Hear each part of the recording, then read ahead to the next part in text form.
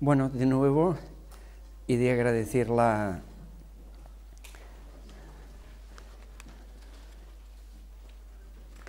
sugerencia que me plantearon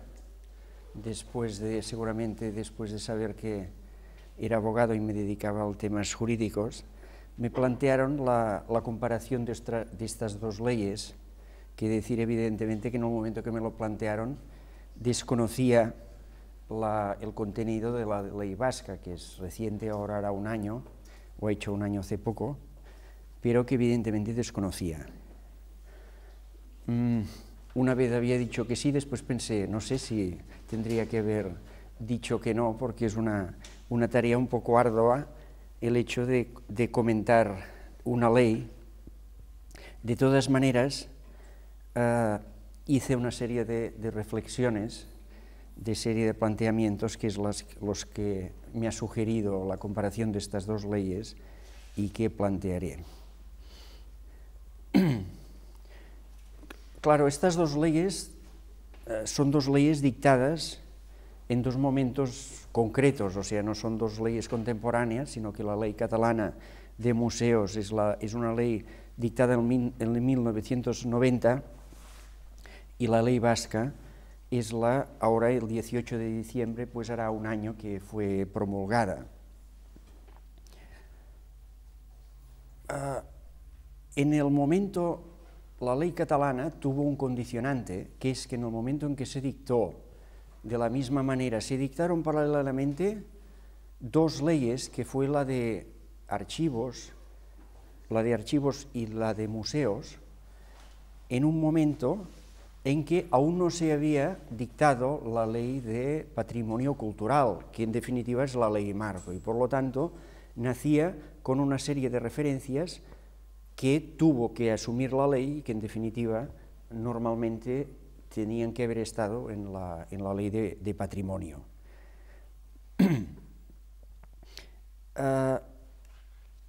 Esta ley se planteó cómo regular las instituciones museísticas de Cataluña de una manera global. E incluso en Cataluña existe un museo que es de competencia del Estado, que es el Museo Arqueológico de Tarragona, que la ley intenta también integrar dentro de la ley, aunque simplemente la Generalitat tiene la gestión de este museo. Pero de todas maneras intenta ser al máximo hacer esta regulación global. Evidentemente la competencia se basa igualmente que la ley vasca en el hecho en que los respectivos estatutos dan a estos gobiernos la competencia exclusiva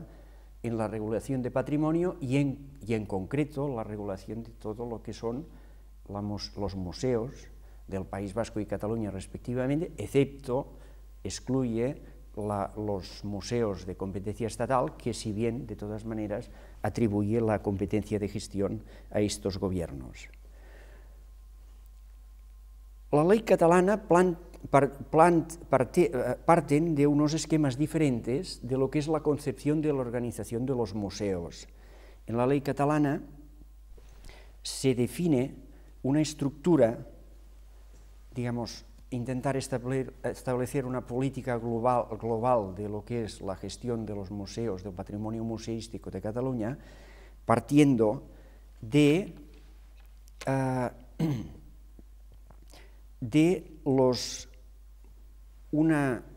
unas grandes infraestructuras que son los museos nacionales. O sea, se plantean que habrán unos museos nacionales, que serán las grandes infraestructuras, y después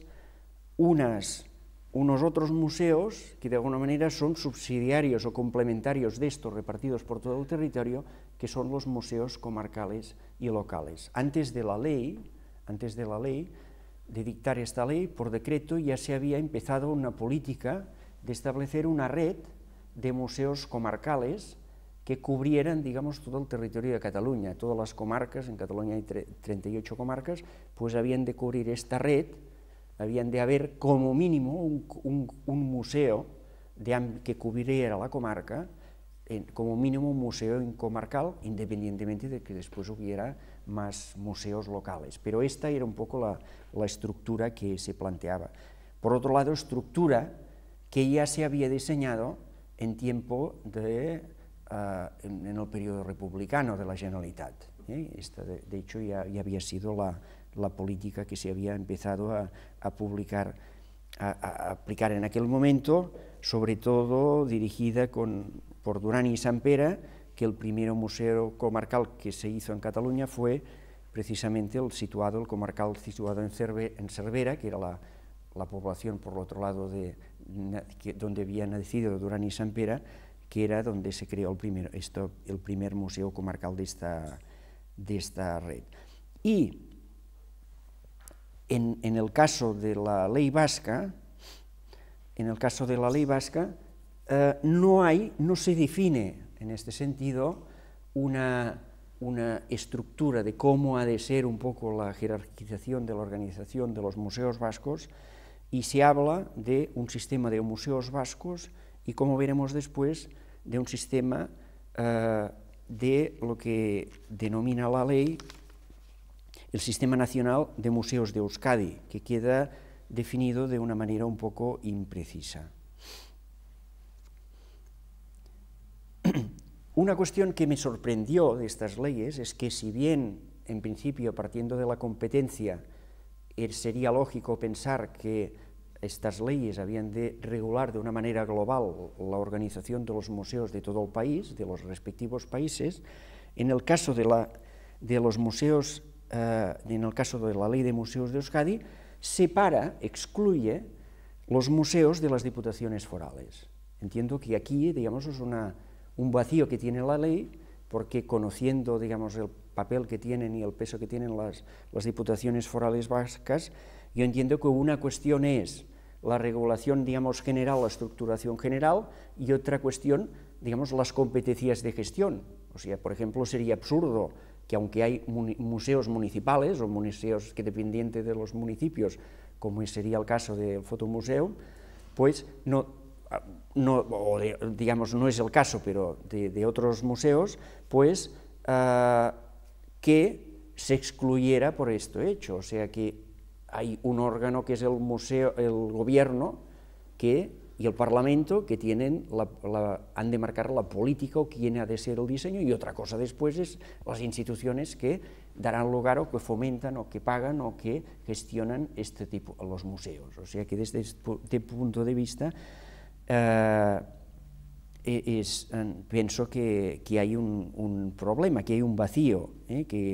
que limita la posibilidad de realizar a la práctica una veritable política, digamos, nacional de museos en Euskadi, a la hora de la verdad. Esto, desde el punto de vista de Cataluña, en el momento que se hizo la ley, precisamente estábamos en el lado opuesto. En aquel momento se estaba en una política de vaciar de competencias de las diputaciones, que habían tenido un papel, digamos, supletorio dentro de la política de museos de Cataluña, al no existir durante un determinado tiempo un tipo de gobierno nacional que supletoriamente habían asumido una serie de competencias. Sobre todo, algunas de estas competencias las habían asumido asumiendo las competencias y las gestiones que habían asumido primero las realizaciones, primero la Comunidad de Cataluña, digamos, que fue la primera experiencia de gobierno catalán, aunque con unas competencias muy limitadas, pero que tuvo en el ámbito de la cultura una actuación muy amplia y muy concreta, y después de la Generalitat de Cataluña. Por ejemplo, museos creados por la Generalitat, como el Arqueológico de Cataluña, pues pasaron después a las diputaciones, la Diputación de Barcelona, transformado en Museo Arqueológico de Barcelona, etc. Pues de alguna manera hay el proceso de repartir esta actividad de las diputaciones, que en principio se considera que no han de tener una actividad de competencia directa en cultura, y de pasar estos museos o bien a la Generalitat de Cataluña, los que se consideraban de interés general, o bien, en este sentido, a los consejos comarcales y ayuntamientos como museos, digamos, de la red comarcal y local.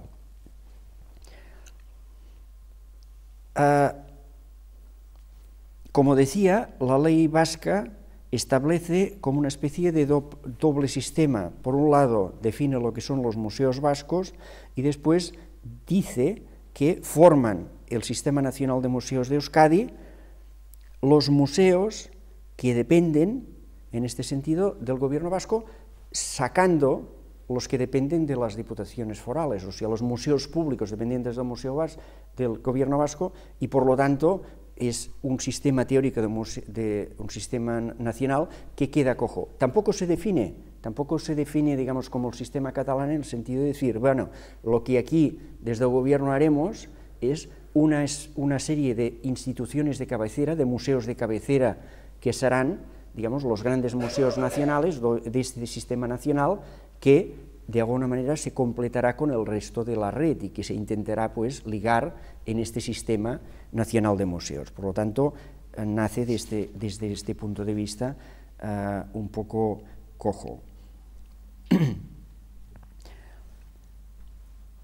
La ley, comparando las dos leyes, lo que se ve, digamos, también es un poco la extensión distinta. En principio, de una primera lectura o una primera aproximación de las leyes,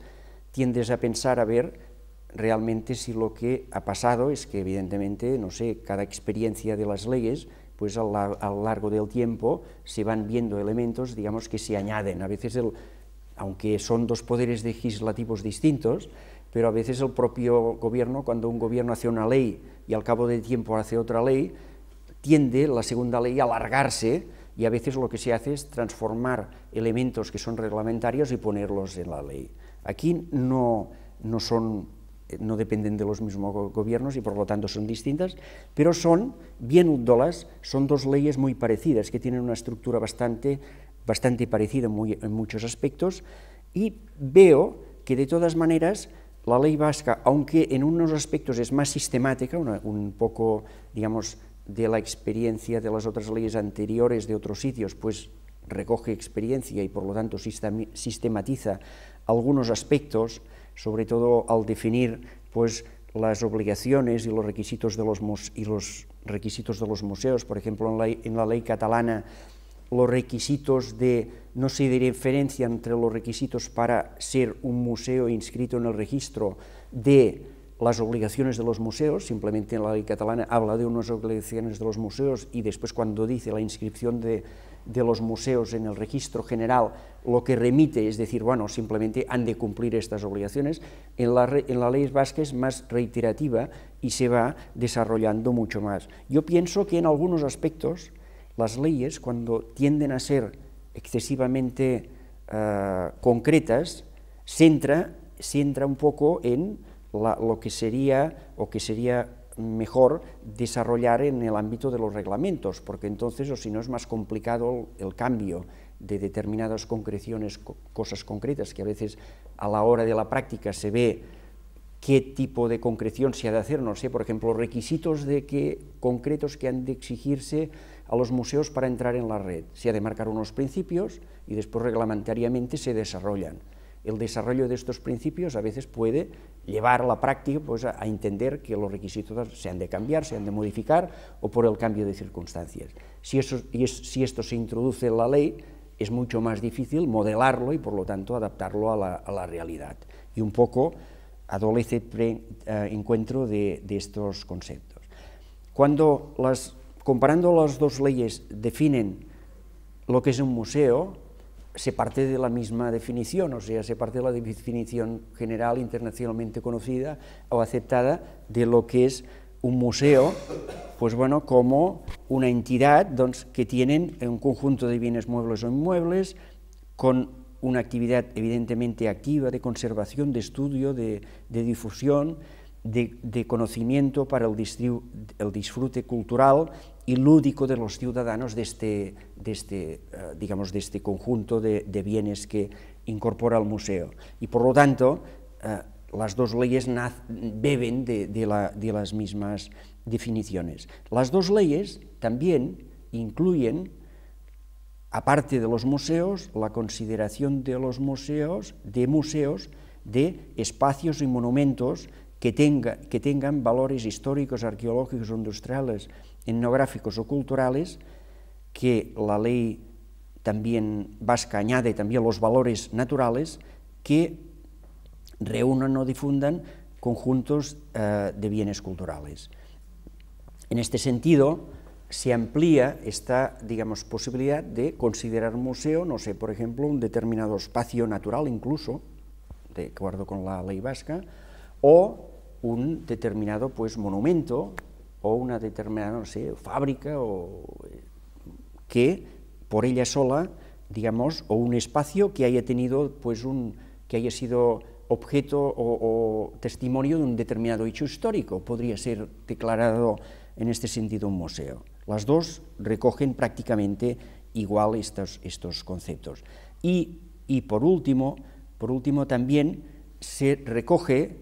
digamos, un trato distinto dentro de la misma ley de museos, las colecciones, o sea, la posibilidad de incluir una segunda categoría de protección distinta cuando la colección lo que caracteriza, digamos, es evidentemente cualquier museo parte de una colección, pero cuando, digamos, esta colección no va llenada de esta, o no va acompañada de esta estructura, digamos, de entidad que tiene una actividad mucho más proactiva, mucho más activa, en el sentido de difusión, no simplemente de difusión, sino de estudio, de investigación, de restauración de este patrimonio. Cuando no tiene estos elementos, simplemente es un centro donde se guarda una colección que simplemente se exhibe, se conserva y se exhibe. En este caso se establece también esta posible segunda, digamos, categoría de inscripción, digamos, en un segundo apartado del registro de museos, que será el registro de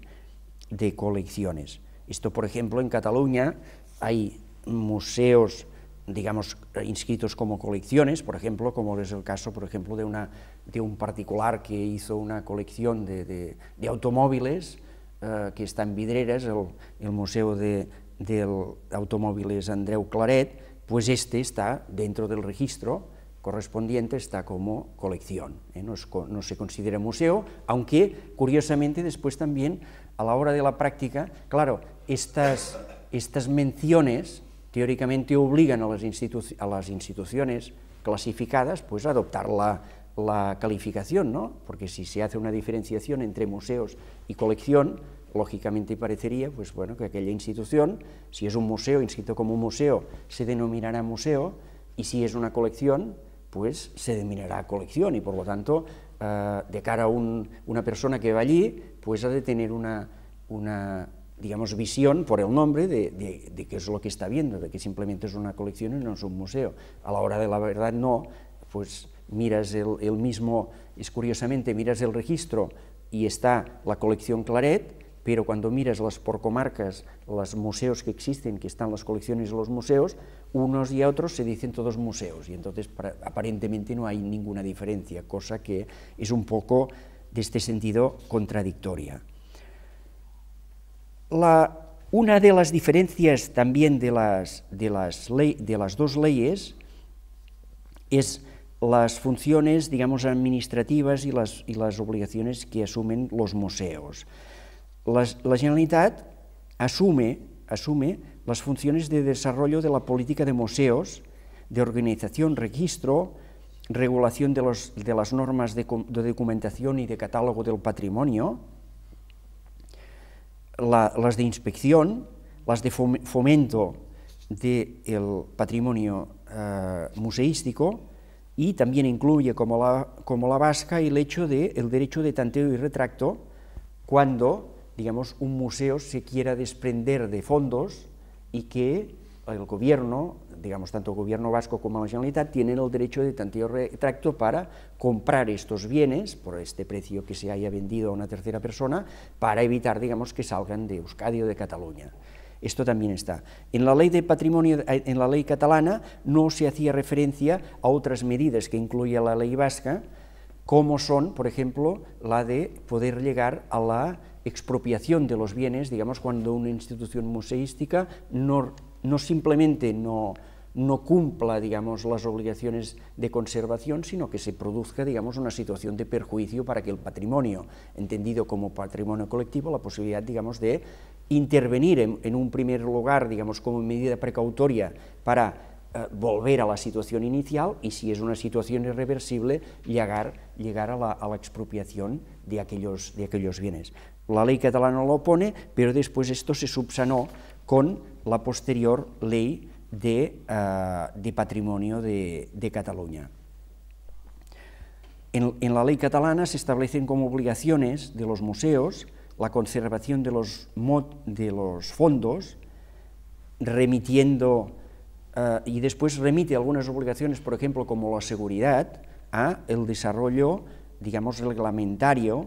y el hecho de la obligación de la Generalitat de asesorar sobre las normas o sobre los sistemas de seguridad, y la obligación de difundir los fondos públicos y promover la investigación y la enseñanza de estos fondos, que son un poco las obligaciones concretas. La ley vasca va más allá y en este sentido concreta más toda una serie de cosas como son,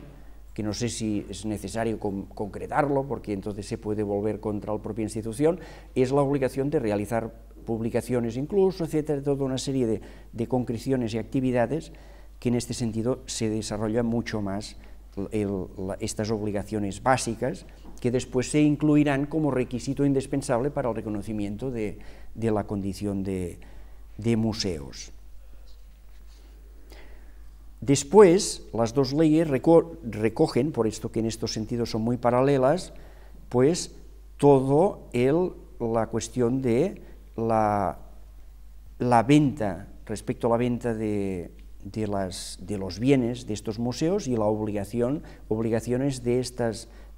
instituciones de ponerlo en conocimiento de los gobiernos, precisamente para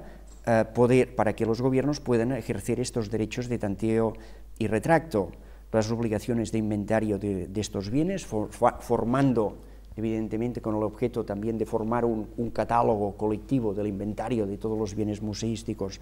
del país, la obligación pues de todo museo de disponer de un área de exposición que en la ley catalana queda genérica, proporcionada a sus fondos, Incluso la ley catalana establece una prevención que en este sentido, dentro de la libertad del museo de acceso a los fondos, establece como una prevención de que no se pueda poner limitaciones de acceso a personas determinadas que suponga una discriminación de acceso al derecho de los ciudadanos al acceso a la cultura. El hecho del reconocimiento de una categoría de museo implica que, aunque sea un museo privado, digamos, no se puedan poner impedimentos que pueda limitar el acceso a determinadas personas a estos museos, y establece, digamos, una limitación. También en las dos leyes, dentro de lo que es la difusión, se plantea la necesidad, como uno de los objetivos de los centros, de prever la reproducción del patrimonio que se conserva. Evidentemente, las dos leyes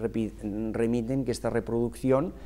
para la difusión y el conocimiento del patrimonio, o sea, no sé, es el caso de los museos que puedan hacer determinadas reproducciones, determinados objetos que se conservan en el museo, o simplemente las reproducciones, pues no sé, de fotografías en pósters o de cuadros que se conservan en un museo con pósters para el conocimiento más general y difusión más general de estos fondos, evidentemente salvados los derechos de propiedad intelectual. Una cuestión muy importante, que aquí las dos leyes, la ley vasca es un poco más concreta y establece unos requisitos más concretos, son sobre el personal técnico. En la ley catalana, de una manera más genérica, dice que el personal que dispondrá el museo ha de tener más o menos la capacidad necesaria para ejercer sus funciones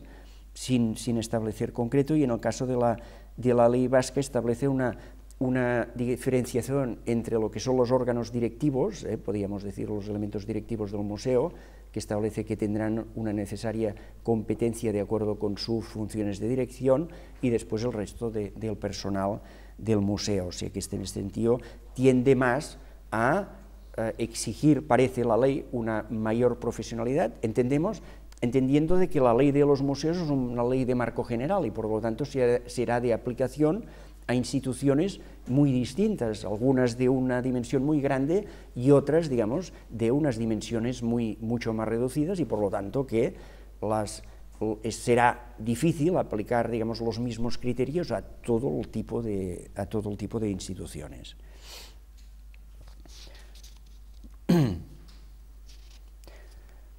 Una de las cuestiones que evidentemente demuestra que la ley catalana es más antigua es que una de las obligaciones de los museos es mantener, digamos, un servicio de actividades didácticas y educativas que, evidentemente, casi todos los museos ahora se plantean de tenerlo, y que, aunque hace no tantos años, pero el año 90, la ley catalana en aquel momento no lo prevé, y es que en pocos años ha evolucionado mucho todo esto, y por lo tanto ahora cualquier museo que se precie pues tiene una mínima sección, digamos, pedagógica, de atención de las escuelas, etcétera, con unos programas de materiales pedagógicos que en aquel momento, pues, aunque han pasado pocos años, también las cosas van cambiando y cambian para bien, evolucionan. Otra diferencia es en lo que es la gestión de este sistema de museos. La ley catalana y la vasca es muy distintas, las funciones de la administración son muy distintas. En el caso de Euskadi, el gobierno vasco asume prácticamente toda la totalidad de las competencias, de definir la política y de gestión. Simplemente se establece un consejo asesor de los museos de Euskadi en que, como dice la palabra y después dice la ley, establece dentro de sus competencias, tiene una función puramente de asesoramiento y de consulta, de ser consultado, pero que en definitiva ninguna de sus resoluciones son decisivas ni vinculantes para el gobierno, y por lo tanto es un elemento más simbólico, digamos, que a la vez digamos, ejecutivo. Y en el caso, la gestión del sistema catalán es totalmente distinto. Es totalmente distinto también por una razón histórica, porque a veces pesan los procesos históricos. Y así, por ejemplo, en Cataluña, en Barcelona, en 1907 se creó una Junta de Museos de Barcelona, que tenía por función, partiendo de que Barcelona era la capital de Cataluña, de intentar establecer una política, aunque fuera a partir de Barcelona. En aquel momento pensamos que es el año 1907 que se crea el Institut d'Estudis Catalans, que se creará la Biblioteca de Cataluña, y por lo tanto que se están creando una serie de instituciones culturales a partir de las instituciones del país, pensando en un tipo de instituciones nacionales, y desde Barcelona se piensa con esta Junta de Museos pensando en la creación de unos grandes museos que agrupen, digamos, que se transformen en lo que ahora diríamos los museos nacionales, las grandes infraestructuras del patrimonio museístico del país. Y entonces se crea esta junta de museos que tiene unas facultades para coordinar y planificar el conjunto de esta política museística. Y entonces esta tradición que en el periodo de la República se le dio un sentido nacional, o sea, se transformó en la Junta de Museos de Cataluña, y por lo tanto con competencias para gestionar, dividiendo un poco dos órganos, un órgano, digamos, puramente administrativo y ejecutivo, que era el gobierno, y después esta Junta de Museos, que de hecho era la que tenía más competencias para establecer las grandes líneas y planificar estas grandes líneas de museo. O sea que el gobierno en este sentido no tenía de una manera global estas competencias. La Junta de Museos de Cataluña se plantea como un órgano que funciona en pleno y en un órgano ejecutivo. El pleno tiene competencia sobre procurar el funcionamiento correcto del patrimonio museístico y aprobar la memoria de gestión museística presentada por la Comisión Ejecutiva, digamos, una competencia un poco difuminada. De todas maneras, la Comisión Ejecutiva es la que veritablemente tiene reales competencias, que, por ejemplo, aprueba las propuestas de nombramiento de directores y administradores de los museos nacionales. O sea, los museos nacionales hacen una propuesta, pero quien aprueba es la Junta de Museos, el nombramiento de estas personas. Y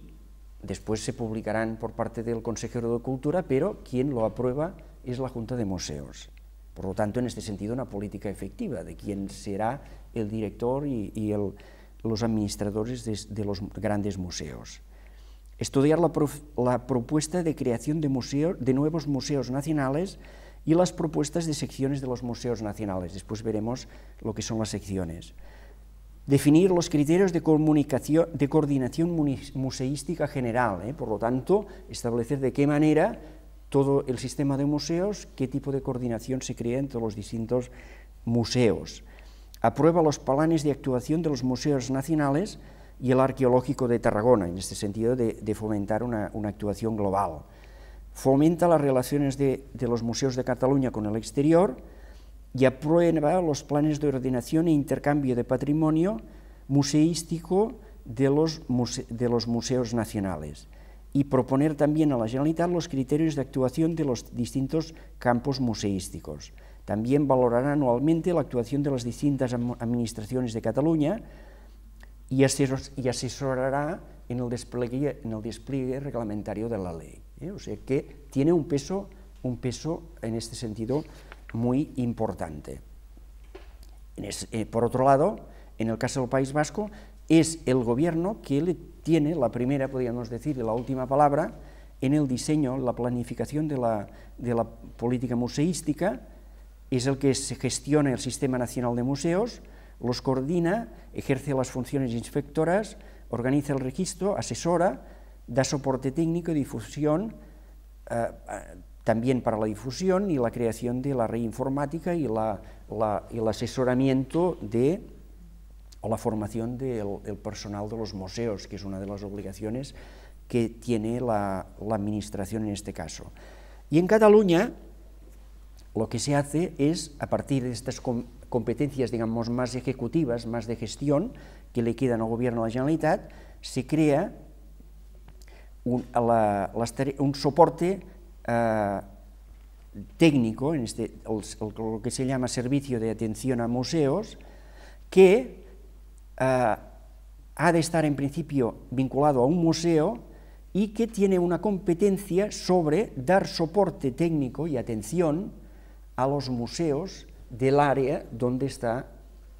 situado este servicio técnico. O sea que se plantea este servicio de atención de los museos no como un servicio centralizado, sino como un servicio descentralizado por el territorio y ligado, no como un servicio aparte, sino ligado, integrado dentro de alguno de los museos, en este sentido, territoriales. También, dentro de la política de museos de Cataluña y de este servicio, de este soporte técnico de los museos, ha sido importante la creación de el servicio de restauración de bienes muebles, que es un gran centro potente de restauración de bienes muebles al servicio de los museos, que está situado en Sant Cugat del Vallès, que es donde se realiza la restauración hay la posibilidad, digamos, del gran centro de restauración de bienes de museos, con una gran capacidad, digamos, de restauración de grandes conjuntos y de conjuntos de gran volumen. Este servicio estaba situado en el claustro de Sant Cugat del Vallès y después, posteriormente, se construyó un edificio ad hoc con las dimensiones y capacidades pues, para realizar todas estas tareas. Evidentemente, esto es un elemento que es un elemento técnico necesario y que da un soporte directo. Esto no quiere decir, por ejemplo, que museos como el Museo Nacional de Arte de Cataluña dispongan ya, también por la dimensión del museo, de un servicio propio de atención y de restauración que ya existía, digamos, el Museo Nacional de Arte de Cataluña se creó en 1934 en tiempo de la República, inaugurado por el presidente Companys, y después pasó a manos del ayuntamiento, digamos, al disolverse la Generalitat, y que después, digamos, ha pasado otra vez como Museo Nacional. Pues bien, ya tenía históricamente este servicio y evidentemente lo sigue disfrutando, pero se ha creado este servicio más de carácter general, digamos, no ligado a un museo concreto. y después también se disponen de laboratorios de restauración de otros elementos, como por ejemplo papel, pergamino o fotografías, dentro del Archivo Nacional de Cataluña, que en este sentido también cubre otra, digamos, ámbito de restauración de bienes culturales cubriendo, digamos, el servicio de los otros museos. Una de las cuestiones importantes que la ley atribuye a los museos, y que es una cuestión, digamos, en este sentido de que, como en todas las cosas, se ha de ver lo que se pone y después lo que se realiza en la realidad, que es el tema de la difusión, porque hay podríamos decir, una obligación de los museos de procurar la difusión de sus fondos, pero también hay, desde el punto de vista de coordinación general, una obligación del gobierno de procurar la difusión general y coordinación y el acceso, sobre todo de las escuelas, del sistema, o la coordinación con el sistema de enseñanza pública o el sistema de enseñanza general del país, con estos museos, digamos, para conseguir efectivamente la realización práctica de esta difusión, que está señalado, digamos, en las dos leyes. Y después, por otro lado, la cuestión del financiamiento. Claro, evidentemente, si estamos marcando una ley de museos, si estamos marcando una política museística, como en todo, si no hay financiación, si no hay una posibilidad de unos recursos de fomento, pues a la hora de la verdad pues se podrá o no realizar a la práctica esta mejora o esta transformación del sistema museístico, ¿no? Y vemos que en la ley vasca queda, en las dos leyes se pone evidentemente de una manera u otra que el acceso a la financiación de los museos está condicionado a la declaración o la inclusión de este museo en el registro, las dos leyes lo ponen, pero en la ley catalana, por ejemplo, es más concreta, y en el caso, por ejemplo, cuando se hace la referencia a los museos comarcales o locales, hay una obligación de la Administración de contribuir, en unos casos muy concretos, dice, a la financiación, en ciertos casos, no simplemente una financiación genérica, que podría ser por cualquier causa, sino la financiación para los gastos corrientes de los museos, que esto es muy importante, para mantener, en este sentido, la infraestructura del museo, que puede ser una financiación para una actividad concreta, etcétera, y que entonces a veces no se puede transformar o condicionar mucho esta financiación. Y muchas veces el problema de un museo puede ser precisamente la financiación de las infraestructuras y después el mantenimiento de esta infraestructura, del servicio, el abrir, aquello de decir, el abrir la puerta cada día, ¿no? y poder mantener esto. Pues claro, pues en este sentido, en la ley catalana es más concreta, que implica más, en unos determinados casos, a la Administración a implicarse en esta financiación. Otro apartado es el del registro. O sea, evidentemente, esta ley parte de esta política museística, de la existencia de un registro en el cual sí se inscribirán los museos, y digamos, para seguir teniendo derecho, ahora que decíamos, a la financiación, será necesario estar inscrito, y por lo tanto los que no estén inscritos podrán no tener esta finalidad. La ley vasca se refiere en un apartado que también se podría considerar la financiación, digamos, de un museo, aunque no estuviese inscrito, para favorecer del cumplimiento de requisitos para poder llegar a cabo a obtener esta inscripción, en caso, digamos, de que le faltara algún tipo de infraestructura, lo que sea, un elemento infraestructural que no le permitiera la inscripción, pero que pudiera llegar a cabo. Y en los dos casos, y en el caso de la ley vasca, es muy prolífico la enumeración de requisitos, digamos, que establece para que estos museos han de incluir,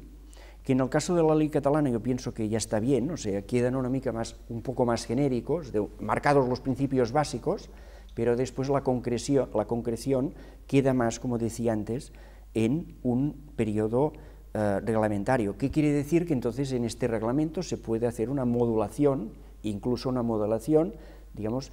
ligada pues a distintos modelos de museo o distintos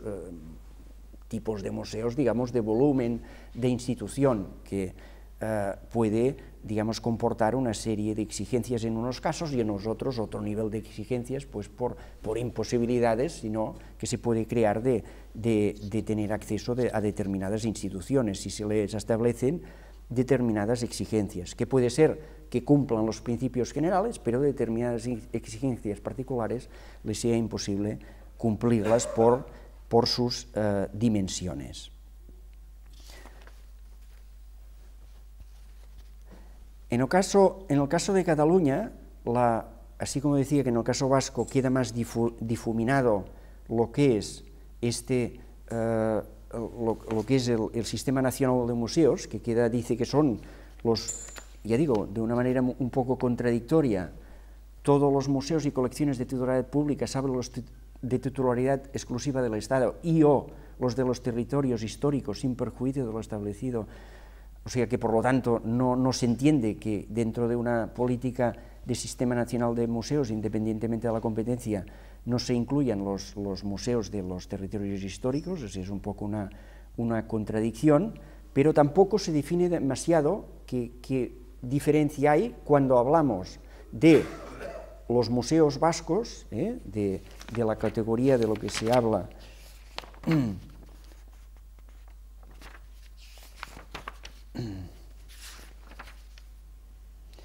lo que se dice el régimen de los museos de Euskadi, que son los inscritos en principio, y la diferenciación entre lo que es el Sistema Nacional de Museos de Euskadi, o sea que no se especifica exactamente que a la práctica sean unas líneas por donde irá, qué será la diferenciación. En el caso de Cataluña, digamos, es mucho más concreto porque se parte de establecer esta graduación, o sea, decir, establecemos unos grandes museos nacionales que en el momento de dictarse la ley era el Museo Nacional de Arte de Cataluña, el Museo Nacional de la Ciencia y la Técnica, y después también estaba previsto que incluir el Museo de Arqueología de Cataluña, que pasaba de la Diputación a la Generalitat. Pues en este caso también, y esto ha sido, digamos, con la vista de la historia, también se incluía la posibilidad de establecer lo que se llamaban secciones de los museos nacionales. ¿Y esto qué permitía? Permitía establecer una infraestructura. Un museo nacional normalmente tiene una sede determinada donde se crea este gran equipamiento, este gran museo, pero después, a través de las secciones, se hace una red por todo el territorio y se implican museos concretos y a veces museos monográficos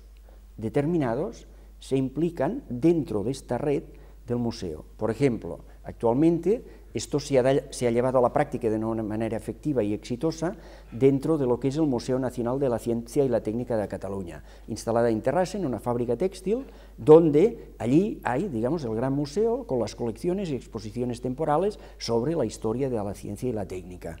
Y después, por todo el territorio, están repartidos unos 20 museos, una veintena de museos y otros en proceso de incorporación, donde son, digamos, elementos básicos. Por ejemplo, hay desde una harinera, una farga, una colección de automóviles, esta colección de automóviles que marcaba, pues es sección del Museo Nacional, que esto ayuda, digamos, a completar el carácter y a enriquecer el carácter de este museo, porque puedes ver, pues aparte de estudiar de ver de una manera general en el Museo General, pues lo que representó, no sé, la industrialización, el proceso de la industria textil, después ver alguna fábrica concreta, en concreto, in situ,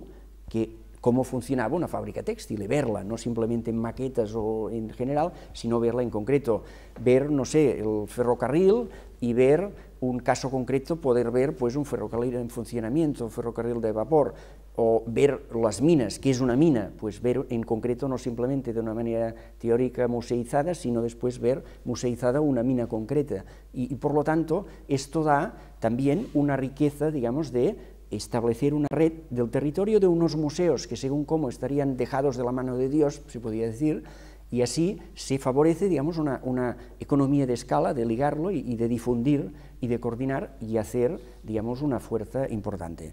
Esto, que se planteaba en la Ley de Museos, ha sido la práctica realizada y ahora veremos, como os explicaré, que el éxito de esto pues, se llevará a la práctica en todos el resto de museos nacionales, porque se ha visto, digamos, que en este sentido es un acierto y que ayuda a crear una verdadera, digamos, política nacional de museos y de coordinación de todos los museos, independientemente de la titularidad de estos museos. Porque, por ejemplo, en estas secciones nos encontramos secciones que son algunas particulares, puramente particulares, museos o colecciones particulares, y otras, pues, dependientes de ayuntamientos, de consejos comarcales o de consorcios de distintas instituciones. Por lo tanto, se ayuda a completar toda esta. Y después, que esto también lo recoge la ley vasca, recoge la declaración de museos de interés nacional. Claro, en el caso de Cataluña, marcando los museos nacionales como cabecera, se marcan los museos de interés nacional como aquellos museos específicos que en principio tienen una determinada, podríamos, situación local, pero que por su contenido tienen una trascendencia mayor. Y esto, por ejemplo, no sé, uno de estos museos, dentro del museo hay el Museo Nacional de Arte de Cataluña, hay un museo que ha sido declarado de interés nacional, que es el Museo, digamos, Episcopal de Vic, que es un fondo importantísimo de museo de arte, digamos, religioso, románico, gótico y barroco, fundamentalmente, que por su dimensión se ligará a lo que es el Museo Nacional de Cataluña, pero que se le da una categoría especial y entonces al declararlo de interés nacional se le da una serie, digamos, de prebendas, de situaciones que disponen los museos nacionales y por lo tanto se le da acceso a una serie de ventajas, de obligación también especial de la administración de procurar por este museo. Después la ley catalana establece, no sé si bien, pero unas categorías después de lo que son la red de museos comarcales y locales, como, digamos, el segundo grado o el tercer grado de esta categoría, denominando también después los museos monográficos, que pienso que ha sido una categoría que ha tenido, digamos, poca suerte y poco sentido. De toda manera, ahí está. Hay una cuestión que las dos leyes desarrollan mucho más la ley vasca, que es el régimen sancionador. Claro, en principio, te miras una ley, pues bueno, toda ley pues tiene un régimen sancionador, se establecen unas obligaciones, la ley de patrimonio establece pues unos criterios de protección del patrimonio, de obligaciones sobre el patrimonio y unas sanciones para los que, digamos, no cumplen con esas obligaciones derivadas. Aquí, de todas maneras, nos encontramos con una situación sobre todo de museos públicos, o fundamentalmente de museos públicos o de instituciones públicas, o dependientes de instituciones públicas. Y entonces, por ejemplo, en la ley catalana, que también sale en la ley vasca, se imponen unas sanciones muy grandes para quienes, teniendo la obligación, por ejemplo, de comunicar el traslado de bienes de los museos, digamos, de un museo para una exposición temporal o de un depósito a otro museo temporal, etcétera, estos traspasos han de ser comunicados al gobierno. Si no se notifica este traspaso, en el caso de Cataluña se impone una multa de 30.000 euros. Y en el caso de no notificar la venta, digamos, de un bien para que el gobierno pueda ejercer el derecho de tanteo y retracto, se imponen una multa de 60.000 euros. Por aquí, en la ley vasca, pues se van en unas multas que van de 0 a 60.000 para las sanciones leves, las menos leves de 60 a 150.000 euros, y las graves, digamos, las muy graves, ha llegado hasta 500.000 euros. Y entonces, claro, te preguntas, a ver, ¿qué sentido tiene esto? Aparte de que, yo me imagino, pues un museo que tenga que hacer frente simplemente a una multa de 60.000 o de 70 o de 80.000 euros, pues conociendo en nuestro país, digamos, la vida y los presupuestos de las instituciones museísticas, es que es un poco desproporcionado. O sea que no, es evidente que es grave que no se cumplan estas obligaciones y que son unos incumplimientos graves, pero no sé hasta qué punto, digamos, este sistema de sanciones pues es el sistema más adecuado, o se podrían tomar, digamos, soluciones de tipo más coercitivo para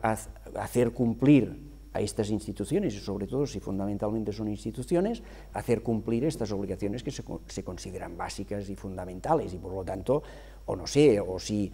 da lugar a una responsabilidad, exigir esta responsabilidad, o lo que sea, ¿no?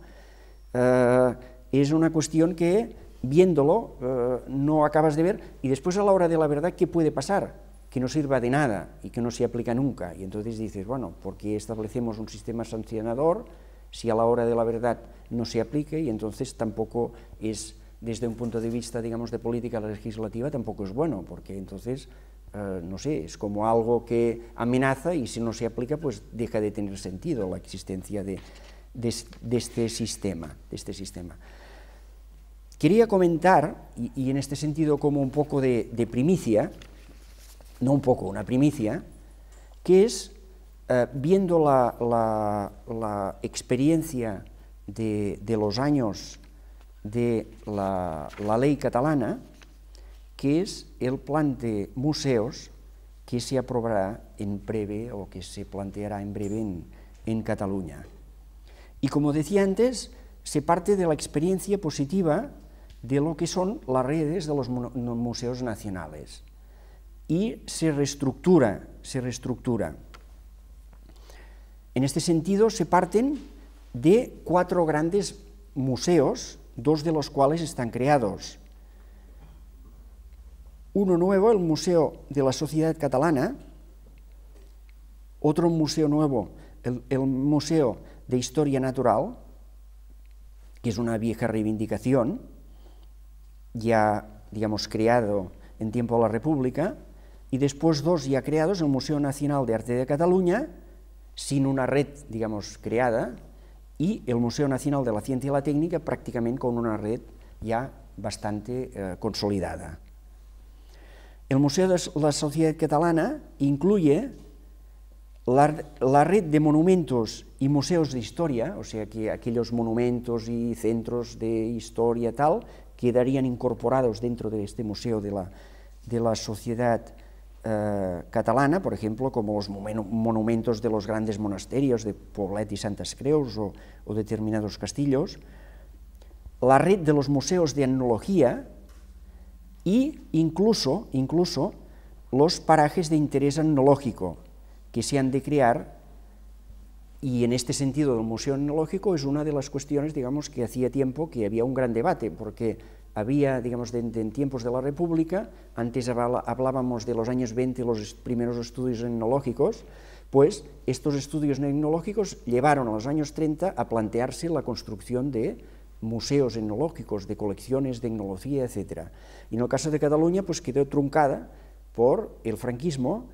aunque se instalaron estas instalaciones en Barcelona, en el Museo Español,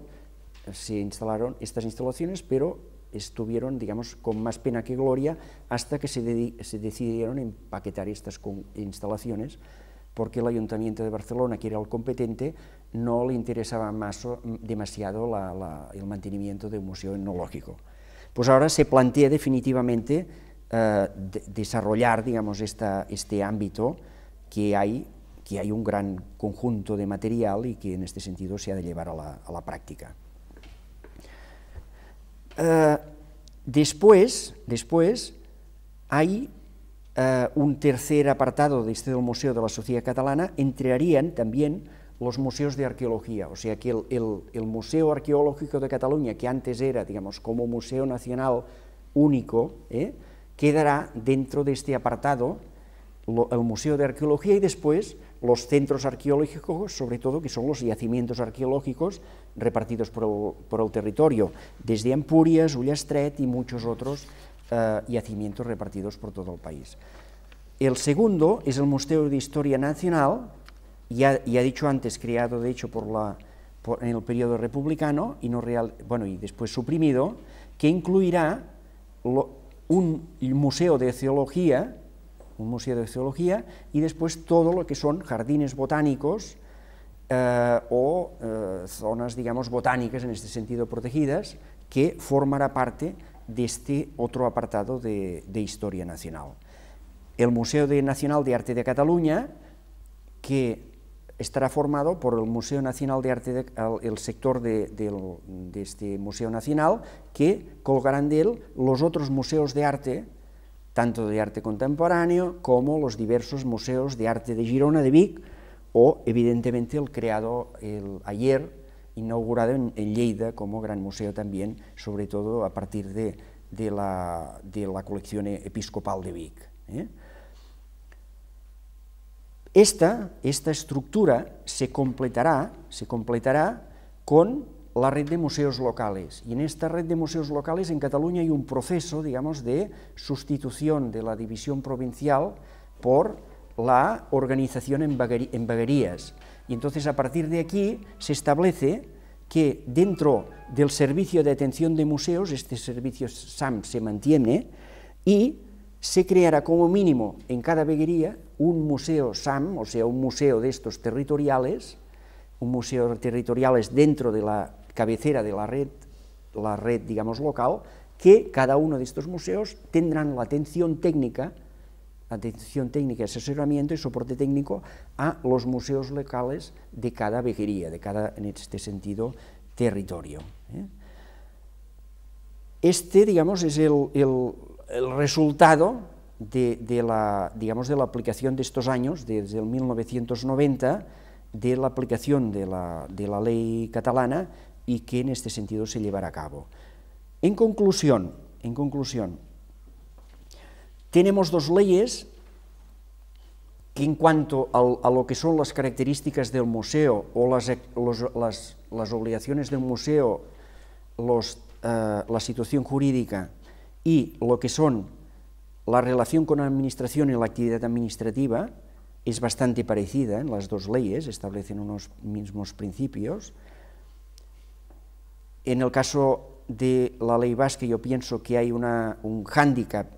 sobre la real y establecer unas vías de lo que ha de ser la política nacional de museos, una política efectiva, pero de todas maneras el interrogante que hay siempre en este sentido es el mismo, es cómo a la hora de la verdad, digamos, se ejecutará esta ley facilitando el objetivo que es el acrecimiento del patrimonio museístico del país y conseguir, digamos, poner a disposición este patrimonio de los ciudadanos y hacer que sea realmente efectivo. Por lo tanto, estará en manos, en este sentido, la ley marca un marco general, marca una serie de interrogantes, y lo que será, digamos, decisivo es realmente la aplicación práctica, digo, con todos los hándicaps que ya he expuesto y entiendo que tiene esta ley. Nada más. Muchas gracias.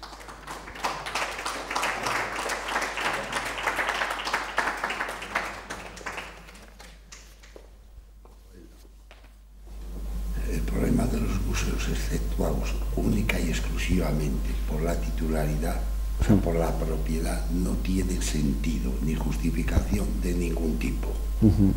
No, sí, no tiene. Segundo, la definición de museos. No solamente se hace la definición de museo, que es la de Rivière, la Licom, que es aceptada universalmente, sino que además se añade una serie de espacios, monumentos, etcétera, etcétera. Y hago una pregunta: un espacio del cual luego posteriormente se le exige que a los museos tendrán una serie de obligaciones como hacer publicaciones. Yo no creo que la Sierra de Aralar puede hacer publicaciones como tal, sierra, los pastores quizá, pero la sierra no. No podrá. Por lo tanto, esto es una pura contradicción. Bueno, vamos a otra cosa más. Una de las cosas que dice es el espacio natural. Y existen espacios artificiales, por lo visto sí. Pueden llegar a embargar por la comisión de alguna mal gobierno en un caso concreto, pero sobre todo en uno que es el primero y es el más fácil, es como el de haber prestado para una exposición temporal, o sea, nosotros, Fotomuseo, pobres y pequeñitos, le prestamos al Louvre y no le hemos avisado previamente y no hemos perdido el tiempo esperando a que alguno o alguna oficinista del gobierno nos diga sí, déjenle al Louvre esto, nos pueden poner una multa como mínimo de 60.000 euros, que es algo así como 10 veces el presupuesto de este museo. Por lo tanto, lo cierran para los 10 años siguientes. Sí, no tiene proporción. O sea, yo insisto mucho en este asunto porque todo esto es algo realmente aberrante y no tengo ningún respeto en decirlo públicamente. Vamos a ver, una de las obligaciones que hemos dicho han sido las publicaciones, como una, pero es que hay determinadas entidades a las cuales se les quiere dotar de la denominación de museos que no pueden llevar a cabo, o sea, sustancialmente les está negado el hacer, como he puesto como ejemplo, pues un paraje etnográfico, etnológico, que luego hablaremos de esto. Sobre el personal, el afán del gobierno vasco de arrogarse competencias, todas las que se pueda, para luego no se sabe bien si las pueden cumplir o no, y más con la complejidad que está tomando cada día más el desarrollo de determinados trámites burocráticos debido a la intervención de la Unión Europea, y lo digo voy a ponerlo un ejemplo para que se den ustedes cuenta. Entonces, cualquier procedimiento de carácter burocrático que se vaya complicando se va a multiplicar crecientemente en complejidad o en complicación en lo sucesivo. Un caso, el gobierno vasco este año, como todos los años, convoca un concurso para dar ayudas a los museos, ayudas económicas. Se presenta en la documentación perentoria pues una memoria de un proyecto de actividades durante el año, un presupuesto de esas actividades, una serie de documentos justificativos de que está al día en cuanto a sus obligaciones de carácter fiscal o de carácter laboral, etcétera, etcétera. No, todavía, fíjense que estamos al día 1 de diciembre, ¿no? Sí. 1 de diciembre todavía no ha dado, ni siquiera ha dicho si va a haber ayudas, todavía. Fíjense dónde estamos. Y parece ser que una de las razones es porque, por lo menos de las razones por este retraso tan grave, es que Bruselas exige que siempre que haya subvenciones anunciadas por algún organismo de los que de carácter autónomo o del tipo que sea, tiene que recibir previamente la autorización de los organismos europeos. Y como ven ustedes, estamos tan bien que a nada que se retrasen los de aquí, más un poquito que se retrasen los de allí, pues llegamos al año que viene. No, es que en este aspecto de las subvenciones, por ejemplo, la ley catalana establece una cuestión que yo pienso que, a ver, no es una actividad simplemente de decir vamos a dar unas subvenciones para actividad, sino que es necesario que si se quiere hacer una política museística se establezca, digamos, unas aportaciones, digamos, con un programa. No era en este momento, yo vale. detenerme en el problema concreto de la subvención, he puesto este ejemplo sí, para decir, para que se vea que ya de por sí los trámites burocráticos aquí se complejan, suelen dilatar bastante y ahora se dilatan más todavía con la porque hay que ir a Bruselas, con la Unión Europea. Un día hay que ir a Estados Unidos. Bueno, en cuanto al personal, otra vez se arrogan una potestad. Ellos son los que dicen quién va a dirigir los museos. Luego, más adelante vemos que a esos señores se les puede multar con multas fabulosas por haber prestado una obra, pero si son tan competentes y han sido escogidos por ustedes y seleccionados de una forma adecuada, no parece que habrá que dejarles algún tipo de ejercer la responsabilidad, porque si no, no tiene demasiado sentido. Pueden coger a ustedes a cualquiera con tal de que sepa leer y escribir y que les pregunte a ustedes cada vez que tiene que hacer algo qué es lo que tiene que hacer. Si no, ¿para qué necesitan técnicos? Bueno, otra. Siempre asumiendo las competencias, siempre asumiendo, siempre la detentación del poder, siempre. Crean un consejo, ahí sí, ahí intervienen otros, ahí intervienen los de fuera. Creamos un consejo, pero ese asesor no manda nada, no pinta nada, y en todo caso lo único que puede decir es reunirse, cobrar unas dietas y de vez en cuando hacer una propuesta al consejero o consejera de turno, y a ver si a él le gusta o le cogen un día malo y dice que se vayan a freír gárgaras. Bien. En el asunto de la financiación, parece lógico que se establezcan una serie de posibilidades de financiación, pero hoy en día se hacen por concurso. Ahí no se dice nada. Por cierto, que dice un detalle que no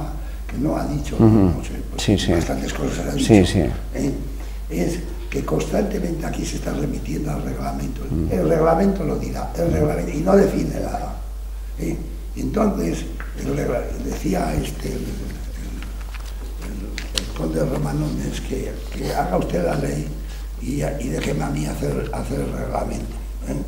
Como diciendo, ya me encargaré yo entonces de hacer las cosas que a mí me dé la gana. Bueno, entonces no en la financiación, sino en 100.000 cosas, no hay una definición, sino simplemente, y de lo cual se desarrollará en un reglamento. Y no exagero, de memoria digo, porque yo me leí la ley hace ya unos meses, pero calculo que no menos de 10 veces dice esto. O sea, 10 asuntos importantes, como pues la financiación o otra serie de cosas, que quedan remitidos a las calendas de casa. Veremos a ver a quién se le ocurre hacer el reglamento. Si hace el mismo que la ley, vamos dados. Exigencias de inscripción, o sea, se exigen una serie de condiciones y de tal eso. El sistema catalán está eso, pero es que aquí hay un problema. Al haber eliminado los museos forales, o los museos territoriales y demás, territorios históricos, ha dejado eso, que son los museos más grandes, que son los museos mejor dotados económicamente, etcétera, etcétera. Esa cabeza general, o sea, esas cabezas por materias, por disciplinas, o lo que sea, en Cataluña son los museos nacionales. Que le llaman museos nacionales, me da igual. Sí, es igual, sí, pero... O sea, los museos de cabecera, los demás, que son no satélites, pero bueno, coordinados y complementarios. Y demás. Eso aquí no tiene ninguna posibilidad, porque va a resultar que el Museo de la Pastelería de Tolosa y nosotros vamos a ser los museos más grandes de Guipúzcoa. Y como comprenderán, nosotros no tenemos medios para ser la cabeza de nada, salvo que se nos proporcionen medios en función de esas atribuciones. Eso ya sería otra cuestión. O sea que toda la ley está, como ven, a mi juicio por lo menos, no sé lo que pensarán ustedes, no hay por dónde cogerla. Las sanciones, vamos, que a un señor, o sea, ha leído una posibilidad, pero hay una posibilidad que consta la ley, la no entrega a tiempo de los cuestionarios de datos estadísticos puede originar una multa de 60.000 euros. Luego, otra de las cosas importantísimas, no hay nada más que un poder que decide quién ha cometido una infracción, quién no ha cometido, quién es y tal. Solamente no se sabe un ente misterioso que suponemos que en un departamento de cultura será la consejera de cultura o el consejero de cultura de turno. Es ese quien decide todo eso, porque no hay ninguna indicación de ningún órgano ni nada. El único órgano externo a la administración que se nombra es el que es puramente asesor, al cual se le hace caso, se le reúne una... Yo ya he sido asesor de un consejero del gobierno vasco. No nos reunió nunca, nada más que el último día nos reunió para darnos una comida y decir, bueno, quedan relevados de su cargo. Bueno, y luego lo de parajes etnológicos que me ha llegado al alma. Me ha llegado al alma, eso ya es para ustedes, ya no es aquí. Sí, sí. Y es que, ¿qué es un paraje etnológico? Porque claro, uno de los problemas que aquí se da en esta ley es que difícilmente se define nada claro. Son una serie de vaguedades que no es... ¿Qué es? Aquí hay un etnólogo, eso tú me dirías qué es lo que puede ser un paraje etnológico.